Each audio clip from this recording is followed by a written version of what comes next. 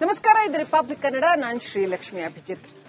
ವೀಕ್ಷಕರೇ, ಈ ಕೆಪಿಎಸ್ಸಿ ಹಗರಣದಲ್ಲಿ ಜ್ಞಾನೇಂದ್ರ ಕುಮಾರ್, ಐಎಎಸ್ ಅಧಿಕಾರಿ ಜ್ಞಾನೇಂದ್ರ ಕುಮಾರ್ ನಾಪತ್ತೆಯಾಗಿದ್ದಾರೆ ಎನ್ನಲಾಗಿತ್ತು. ಆ ಬಳಿಕ ನಾಪತ್ತೆಯಾಗಿಲ್ಲ ಎನ್ನಲಾಗಿತ್ತು. ಇದೀಗ ಈ ವಿಚಾರದಲ್ಲಿ ಇಡಿ ಜ್ಞಾನೇಂದ್ರ ಕುಮಾರ್ಗೆ ಬಿಗ್ ಶಾಕ್ ಕೊಟ್ಟಿದೆ. ಐಎಎಸ್ ಅಧಿಕಾರಿ ಜ್ಞಾನೇಂದ್ರ ಕುಮಾರ್ಗೆ ಇಡಿ ಶಾಕ್ ಮತ್ತೊಮ್ಮೆ. ಶಿವಶಂಕರಪ್ಪ ಬಳಿಕ ಇದೀಗ ಜ್ಞಾನೇಂದ್ರ ಮನೆ ಮೇಲೆ ಇಡಿ ದಾಳಿ ನಡೆಸಿದೆ. ಪಶುವೈದ್ಯಕೀಯ ಪರೀಕ್ಷಾ ಕಂಟ್ರೋಲರ್ ಆಗಿದ್ದಂತಹ ಜ್ಞಾನೇಂದ್ರ ಕುಮಾರ್ಗೆ ಇಡಿ ಶಾಕ್. ಜಯಮಹಲ್ ಬಳಿ ಇರುವಂತಹ ಜ್ಞಾನೇಂದ್ರ ಅವರ ಮನೆ ಮೇಲೆ ಎನ್ಫೋರ್ಸ್ಮೆಂಟ್ ಡೈರೆಕ್ಟರೇಟ್ ಅಧಿಕಾರಿಗಳು ದಾಳಿ ಮಾಡಿದ್ದಾರೆ. ನಿನ್ನೆಯಷ್ಟೇ ಇಡಿಗೆ ಹೆದರಿ ಜ್ಞಾನೇಂದ್ರ ನಾಪತ್ತೆ ಅನ್ನುವಂತಹ ಸುದ್ದಿ ಬಂದಿತ್ತು. ಅದರ ನಂತರ ಅವರು ನಾಪತ್ತೆಯಾಗಿಲ್ಲ ಅಂತ ಗೃಹ ಸಚಿವ ಪ್ರಿಯಾಂಕ್ ಖರ್ಗೆ ಸ್ಪಷ್ಟಪಡಿಸಿದ್ರು. ಇದಾದ ಬೆನ್ನಲ್ಲೇ ಐಎಎಸ್ ಅಧಿಕಾರಿ ಜ್ಞಾನೇಂದ್ರ ಮನೆ ಮೇಲೆ ಈಗ ಇಡಿ ದಾಳಿ ಆಗಿದೆ. ಪಶುವೈದ್ಯಕೀಯ ಹುದ್ದೆಗಳಿಗೆ ನೇಮಕಾತಿಯಲ್ಲಿ ಬಹುದೊಡ್ಡ ಹಗರಣ ನಡೆದಿದೆ ಅನ್ನುವಂತಹ ಬಹುದೊಡ್ಡ ಆರೋಪ ರಾಜ್ಯದಲ್ಲಿ ಕೇಳಿಬಂದಿದೆ. ಅದರಲ್ಲಿ ಈ ಐಎಎಸ್ ಅಧಿಕಾರಿ ಜ್ಞಾನೇಂದ್ರ ಕುಮಾರ್ ಇವರು ಇನ್ಚಾರ್ಜ್ ಆಗಿದ್ರು ಅಂತ ಹೇಳಲಾಗ್ತಾ ಇದೆ. ಪರೀಕ್ಷಾ ಇನ್ಚಾರ್ಜ್ ಆಗಿದ್ರು ಅಂತ ಹೇಳಲಾಗ್ತಾ ಇದೆ. ಇವರು ನಾಪತ್ತೆಯಾಗಿದ್ರು ಅನ್ನುವಂತಹ ಒಂದು ಸುದ್ದಿ ಹರಡಿತ್ತು. ನಿನ್ನೆ ಏರ್ಪೋರ್ಟ್ನಿಂದ ನಾಪತ್ತೆಯಾಗಿದ್ರು, ಅನಂತರ ಮೊಬೈಲ್ ಸ್ವಿಚ್ ಆಫ್ ಆಗಿದೆ ಅನ್ನುವಂಥದ್ದು. ಆದರೆ ನಾಪತ್ತೆಯಾಗಿಲ್ಲ ಅಂತ ಕೂಡ ಹೇಳಲಾಯಿತು. ಗೃಹ ಸಚಿವರು ಆ ಕುರಿತಾಗಿ ಕುಟುಂಬಸ್ಥರಿಂದ ಯಾವುದೇ ಕಂಪ್ಲೇಂಟ್ ದಾಖಲಾಗಿಲ್ಲ ಅಂತ ಹೇಳಿದ್ರು. ಜ್ಞಾನೇಂದ್ರ ಅವರ ಮನೆ ಮುಂದೆ ಇದೀಗ ಇಡಿ ಅಧಿಕಾರಿಗಳು ಮೊಕ್ಕಾಂ ಹೂಡಿದ್ದಾರೆ. ಇಡಿ ಅಧಿಕಾರಿಗಳನ್ನ ಅಷ್ಟು ಸುಲಭಕ್ಕೆ ಸೆಕ್ಯೂರಿಟಿಯವರು ಒಳಗೆ ಬಿಡಲಿಲ್ಲ.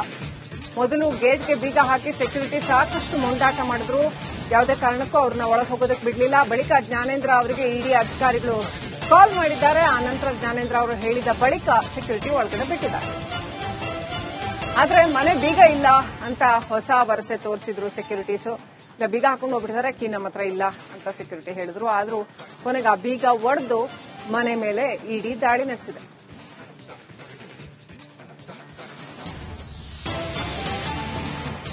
ಕೊನೆಗೂ ಜ್ಞಾನೇಂದ್ರ ಮನೆಗೆ ನುಗ್ಗಿದ್ದಾರೆ ಇಡಿ ಅಧಿಕಾರಿಗಳು. ಅಲ್ಲಿ ತಲಾಶ್ ನಡೆಸಿದ್ದಾರೆ. ಏನಾದರೂ ಮಹತ್ವದ ದಾಖಲೆ ಸಿಕ್ಕಿದೆಯಾ ಅನ್ನೋದು ಇನ್ನಷ್ಟೇ ಗೊತ್ತಾಗಬೇಕಾಗಿದೆ. ನಕಲಿ ಕೀ ಮೂಲಕ ಅಧಿಕಾರಿಗಳು ಬಾಗಿಲು ತೆಗೆದು ಒಳಗೆ ಹೋಗಿದ್ದಾರೆ. ಒಳಗೆ ಹೋಗುವ ಮುನ್ನ ಇನ್ ಕ್ಯಾಮೆರಾ ತಪಾಸಣೆ ಮಾಡಿದ್ದಾರೆ.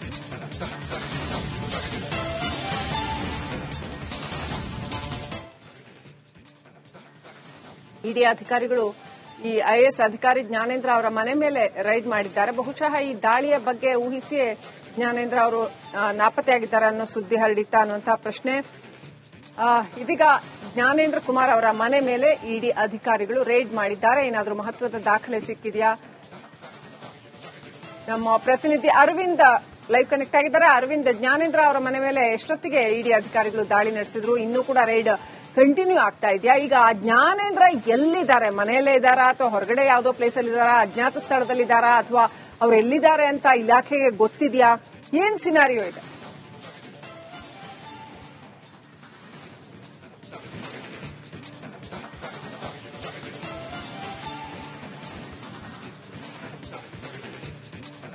ಎಸ್ ಶ್ರೀಲಕ್ಷ್ಮಿ, ಖಂಡಿತವಾಗಲೂ ಕೂಡ ಪಶು ವೈದ್ಯಾಧಿಕಾರಿಗಳ ನೇಮಕ ಹಂತದಲ್ಲಿ ಬಹುಕೋಟಿ ಭ್ರಷ್ಟಾಚಾರ ಆಗಿದೆ.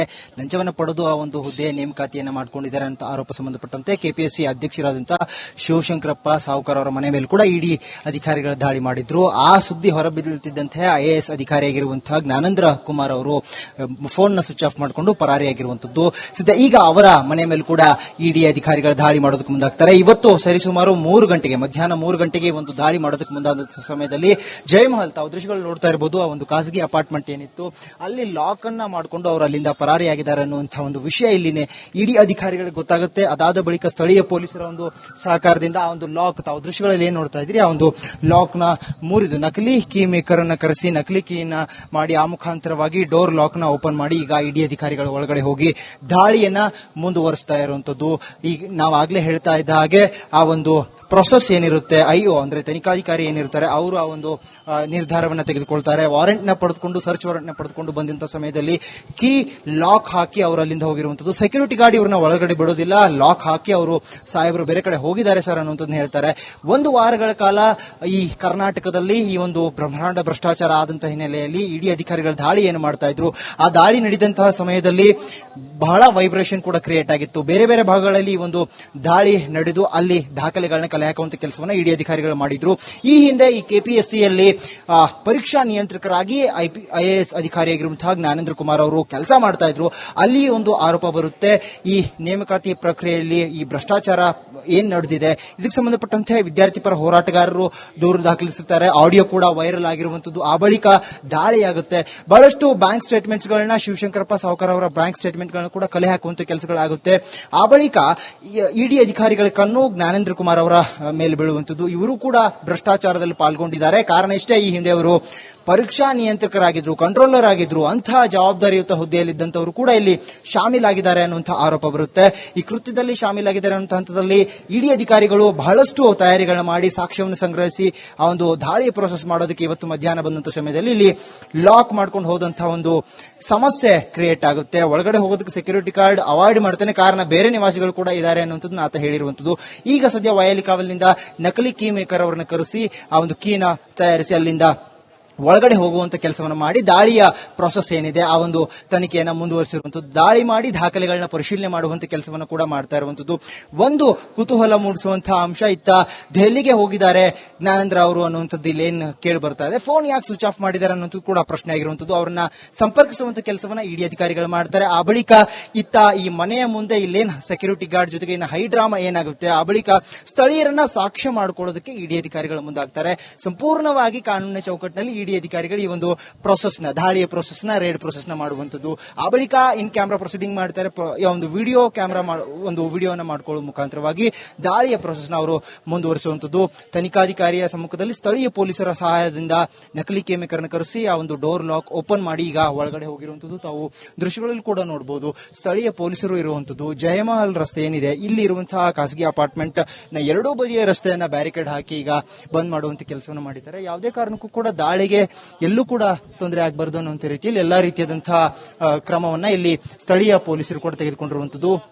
2 ಲಾಕ್ ನ ಓಪನ್ ಮಾಡಿ ಈಗ ಅಧಿಕಾರಿಗಳು ಹೋಗಿರುವಂತದ್ದು. ಕೆಲ ಪ್ರಿಂಟರ್ಗಳು ದಾಖಲೆಗಳನ್ನ ಸೆಕ್ಯೂರಿಟಿ ಮುಖಾಂತರವಾಗಿ ತೆಗೆದುಕೊಂಡು ಒಳಗಡೆ ಹೋಗಿದ್ದಾರೆ. ಆ ಮುಖಾಂತರವಾಗಿ ಒಳಗಡೆ ಇರುವಂತಹ ದಾಖಲೆಗಳನ್ನ ಪರಿಶೀಲನೆ ಮಾಡುವಂತ ಕೆಲಸವನ್ನ ಈಗ ಇಡಿ ಅಧಿಕಾರಿಗಳು ಮಾಡ್ತಾ ಇರುವಂತದ್ದು. ಬಹಳಷ್ಟು ಆರೋಪಗಳು ಇಲ್ಲಿ ಬಂದಿತ್ತು. ಆ ಆರೋಪಗಳು ಸಂಬಂಧಪಟ್ಟಂತೆ ಶಿವಶಂಕರಪ್ಪ ಸಾವ್ಕಾರ್ ಹಾಗೆ ಅವರ ಮಗಳು ಜೊತೆಗೆ ಕೆಲ ಅಭ್ಯರ್ಥಿಗಳು, ದಲ್ಲಾಳಿಗಳು ಇವರೆಲ್ಲರ ಮನೆ ಮೇಲೆ ಹಾಗೆ ಕಚೇರಿಗಳ ಮೇಲೆ ದಾಳಿ ಮಾಡುವಂತ ಕೆಲಸವನ್ನು ಇಡಿ ಅಧಿಕಾರಿಗಳು ಮಾಡಿದ್ರು. ಆದ್ರೆ ಐಎಎಸ್ ಅಧಿಕಾರಿಯಾಗಿರುವಂತಹ ಜ್ಞಾನೇಂದ್ರ ಕುಮಾರ್ ಏನಿದ್ದಾರೆ, ಇವರ ಮೇಲೆ ದಾಳಿ ಮಾಡ್ತಾರೆ ಅನ್ನುವಂತ ಸುದ್ದಿನ ತಿಳಿದಂತಹ ಐಎಎಸ್ ಅಧಿಕಾರಿ ಅವರು ಫೋನ್ ಸ್ವಿಚ್ ಆಫ್ ಮಾಡಿಕೊಂಡು ದೆಹಲಿಗೆ ಹೋಗ್ತಾರೆ. ತರಾತುರಿಯಲ್ಲಿ ಫ್ಲೈಟ್ ಟಿಕೆಟ್ ನ ಬುಕ್ ಮಾಡ್ಕೊಂಡು ಹೋದಂತಹ ಅಧಿಕಾರಿ ಏನಿದ್ದಾರೆ, ಇವರ ಬಗ್ಗೆ ಸ್ವತಃ ಗೃಹ ಸಚಿವರೇ ಒಂದು ಸ್ಟೇಟ್ಮೆಂಟ್ ನ ಕೊಡ್ತಾರೆ. ನಾವು ಅವ್ರ ಫೋನ್ ಕರೆಯಲ್ಲಿ ಅವ್ರ ಜೊತೆ ಮಾತನಾಡಿದೀವಿ, ಅವ್ರನ್ನ ಸಂಪರ್ಕ ಮಾಡಿದೀವಿ. ಅವರ ತಂದೆಗೆ ಅನಾರೋಗ್ಯ ಇರುವಂತಹ ಕಾರಣದಿಂದಾಗಿ ಅವರು 1 ವಾರಗಳ ಕಾಲ ರಜೆಯನ್ನ ಹಾಕಿ ಇಲ್ಲಿಂದ ತೆರಳಿದ್ದಾರೆ ಅನ್ನುವಂಥದ್ದನ್ನ ಹೇಳ್ತಾರೆ. ಆ ಬಳಿಕ ಫೋನ್ ಸ್ವಿಚ್ ಆಫ್ ಆಗುತ್ತೆ. ಇಡಿ ಅಧಿಕಾರಿಗಳು ಇವತ್ತು ಮಧ್ಯಾಹ್ನ ದಾಳಿ ಮಾಡೋದಕ್ಕೆ ಬರ್ತಾರೆ.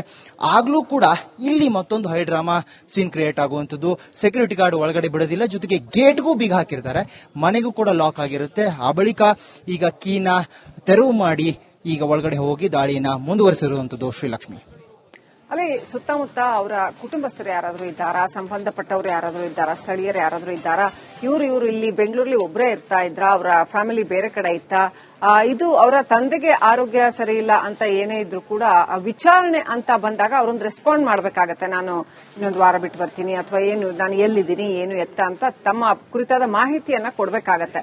ಸೊ ಆ ಮಾಹಿತಿಯನ್ನ ಕೊಡ್ತಾ ಇದ್ದಾರಾ ಜ್ಞಾನೇಂದ್ರ ಕುಮಾರ್ ಅವರು? ಮತ್ತೆ ಇಡಿ ಯಾವೆಲ್ಲ ಆಯಾಮಗಳಲ್ಲಿ ದಾಳಿಯನ್ನ ನಡೆಸ್ತಾ ಇದೆ, ಸಾಕ್ಷ್ಯ ಸಂಗ್ರಹ ಯಾವೆಲ್ಲ ಆಯಾಮಗಳಲ್ಲಿ ಆಗ್ತಾ ಇದೆ, ಇನ್ನೂ ಯಾರೆಲ್ಲರ ಮನೆ ಮೇಲೆ ಈ ಹಗರಣದಲ್ಲಿ ಇನ್ನೂ ಸಾಕಷ್ಟು ಹೆಸರುಗಳು ಕೇಳಿ ಬರ್ತಾ ಇದ್ದಾವ? ಅರವಿಂದ್, ಇನ್ನು ಜ್ಞಾನೇಂದ್ರ ಕುಮಾರ್ ಅವರಿಗೆ ಯಾವುದಾದರೂ ರಾಜಕೀಯ ಬೆಂಬಲ ಇದೆಯಾ? ಹೀಗೆ ಸಾಕಷ್ಟು ಪ್ರಶ್ನೆಗಳಿದೆ. ಅರವಿಂದ್,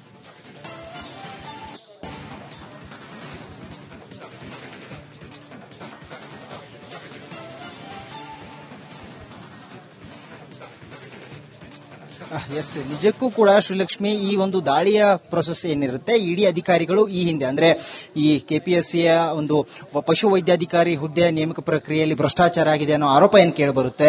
ಕೇಳಿಬಂದಂತಹ ಹಂತದಲ್ಲಿ ಅವರು ಹಲವು ಸಾಕ್ಷಿಗಳನ್ನ ಕಲೆ ಹಾಕಿ ಇಡಿ ಅಧಿಕಾರಿಗಳು ದಾಳಿ ಮಾಡುವಂತದ್ದು. ಇದು ಅವರ ಒಂದು ಕೆಲಸದಲ್ಲಿ ಬರುವಂತಹ ಪ್ರೊಸೆಸ್ ಏನಿರುತ್ತೆ, ಆ ಒಂದು ತನಿಖಾ ಹಂತದಲ್ಲಿ ಅವರು ಅದನ್ನ ಮಾಡ್ತಾರೆ. ಆ ಒಂದು ಮಾಹಿತಿ ಶಿವಶಂಕರಪ್ಪ ಸಾವ್ಕಾರ್ ಅವರ ಮನೆ ಮೇಲೆ ಯಾವಾಗ ದಾಳಿ ಮಾಡ್ತಾರೋ ಇದು ನನ್ನವರೆಗೂ ಕೂಡ ಬರುತ್ತೆ ಅನ್ನುವಂಥದ್ದು ಇವರಿಗೆ ಮುಂಚೆ ಗೊತ್ತಿತ್ತು ಅನ್ಸುತ್ತೆ. ಹಾಗಾಗಿ ಹಾಗಾಗಿ ಅವರು 1 ವಾರಗಳ ಕಾಲ ರಜೆಯನ್ನ ಹಾಕಿ ಅವರು ದೆಹಲಿಗೆ ಹೋಗ್ತಾರೆ.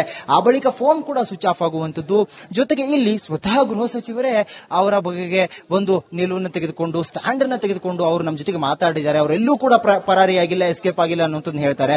ಆ ಬಳಿಕ ಫೋನ್ ಸ್ವಿಚ್ ಆಫ್ ಆಗುವಂತದ್ದು. ಜೊತೆಗೆ ಇಡೀ ಅಧಿಕಾರಿಗಳು ಕೆಲ ಜಾಗಗಳಲ್ಲಿ ಸ್ಥಳಗಳಲ್ಲಿ ದಾಳಿ ಮಾಡಿರುವಂತದ್ದು. ಕೇವಲ ಅಧಿಕಾರಿಗಳು ಅಧ್ಯಕ್ಷರ ಮನೆ ಮೇಲೆ ಮಾತ್ರ ದಾಳಿಯಾಗಿಲ್ಲ, ಬದಲಾಗಿ ಅಭ್ಯರ್ಥಿಗಳು ಜೊತೆಗೆ ದಲ್ಲಾಳಿಗಳಂತ ನಾವೇನ್ ಹೇಳ್ತೀವಿ ಅವರೆಲ್ಲರ ಮನೆ ಮೇಲೂ ಕೂಡ ದಾಳಿಯಾಗಿರುತ್ತೆ. ಜೊತೆಗೆ ಅಧ್ಯಕ್ಷರು ಅಂದ್ರೆ ಶಿವಶಂಕರಪ್ಪ ಸಾವುಕಾರ ಅವರ ಕಚೇರಿ ಮನೆ ಮೇಲೆ ದಾಳಿಯಾಗುತ್ತೆ.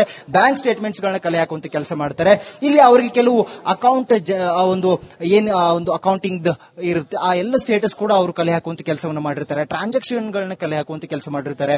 ಅಭ್ಯರ್ಥಿಗಳಿಂದ ಇಲ್ಲಿ 3 ಬಾರಿ ಟ್ರಾನ್ಸಾಕ್ಷನ್ಗಳು ಬೇರೆ ಬೇರೆ ರೀತಿಯ ಹಂತವಾಗಿ ಇಲ್ಲಿ ಬದಲಾವಣೆ ಆಗಿರುವಂತದ್ದು. ಜೊತೆಗೆ ಆ ಇಲ್ಲಿಗಲ್ ಮನಿ ಯಾವ ರೀತಿಯಾಗಿ ಟ್ರಾನ್ಸಾಕ್ಷನ್ ಆಗಿದೆ, ಹೇಗಾಗಿದೆ, ಆ ಅಕೌಂಟ್ ಗಳ ಡೀಟೇಲ್ಸ್ ತಂದು ಅವರ ಮುಂದೆ ಇಟ್ಟು ಈ ಒಂದು ದಾಳಿಯ ಪ್ರೊಸೆಸ್ ನ ಅಲ್ಲಿ ಮಾಡಿದ್ರು. ಅದಾದ ಬಳಿಕ ಈಗ IAS ಅಧಿಕಾರಿಯಾಗಿರುವಂತಹ ಶಿವಶಂಕರಪ್ಪ ಸಾವುಕಾರ ಏನಿದ್ದಾರೆ ಅವರ ಒಂದು ಮೇಲೆ ದಾಳಿ ಮಾಡ್ತಾರೆ ಅನ್ನೋದ್ರಲ್ಲಿ ಅವರು ಎಸ್ಕೇಪ್ ಆಗಿರುವಂತದ್ದು.